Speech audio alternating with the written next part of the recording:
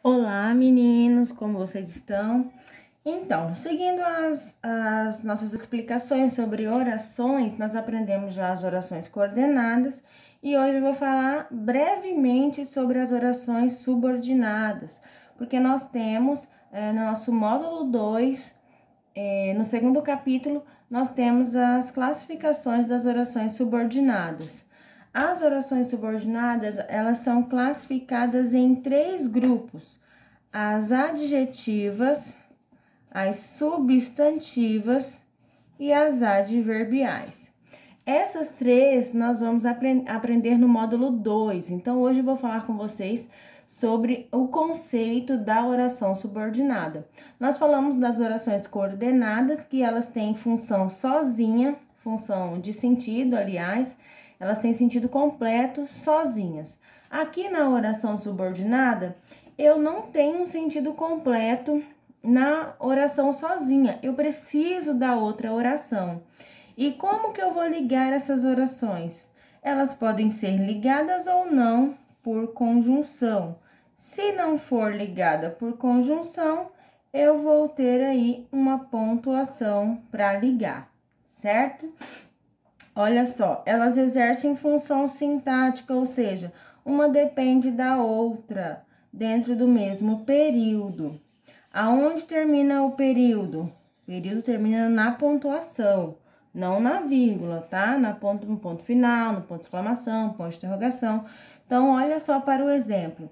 O médico exigiu que meu alimento fosse saudável. As primeiras coisas que eu olho no período, na oração, são os verbos. Então, aqui eu tenho o verbo exigiu e o verbo fosse.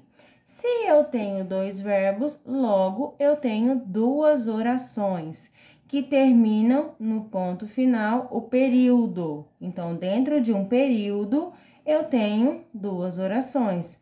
Onde eu vou separar a minha oração?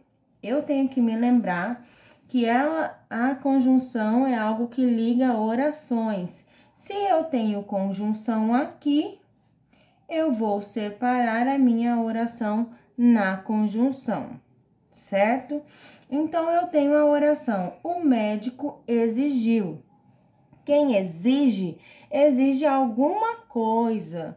Então, eu preciso completar essa minha oração. Porque se eu só disser assim, o médico exigiu, vocês vão me perguntar, exigiu o quê, professora? Exigiu alguma coisa. Que coisa foi essa? Que meu alimento fosse saudável.